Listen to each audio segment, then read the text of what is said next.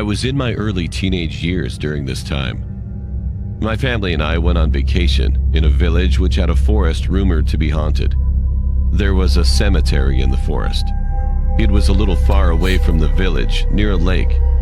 We weren't actually supposed to go to that forest, but my cousins thought it would be fun to play hide and seek at night. We were given some rules. We weren't allowed to take our phones or flashlights with us. As planned, we all met in front of our farmhouse at midnight. Me and my younger sister, who was 7 years old at that time, were the youngest out of everyone. So my older cousin decided to help us hide. He was 22 at that time, and he wanted to make sure we didn't get lost. After we chose who was going to be the seeker, we parted ways, trying to find the best hiding spot. My older cousin just wanted to win, so he took us to the cemetery. He said, "She'll obviously be too afraid to enter the cemetery. I think this will be a best hiding spot for us." Although my younger sister kept telling us not to go there, we shut her off, telling her she was just a kid and would make us get caught. To this day, we wish we would have listened to her. It was getting darker. It was almost 2 a.m. Then all of a sudden, the cemetery lights went out. My sister's hand tightened around my hand.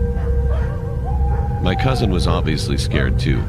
We could only hear the sound of wind and stray dogs barking at the backside of the cemetery. But then, we heard digging noises. I still remember that horrifying sound.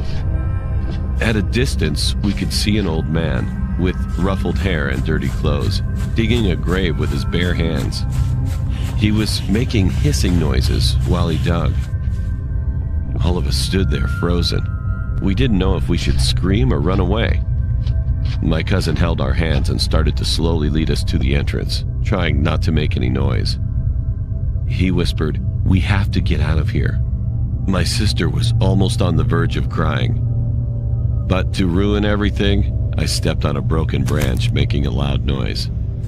The stranger shot up his head toward our direction, and his lips curved in a creepy smile. "Run!" my cousin yelled, quickly picking up my sister and running away as I followed closely behind them. Thankfully, the man was weak and couldn't run any faster. He stopped at the middle of the cemetery staring at us with his hazel eyes. A few days later, we found out that the man had been caught by the police. He was a criminal who dug up dead bodies, stored drugs in them, and sent them off to other nations to sell drugs. He was caught once but successfully escaped.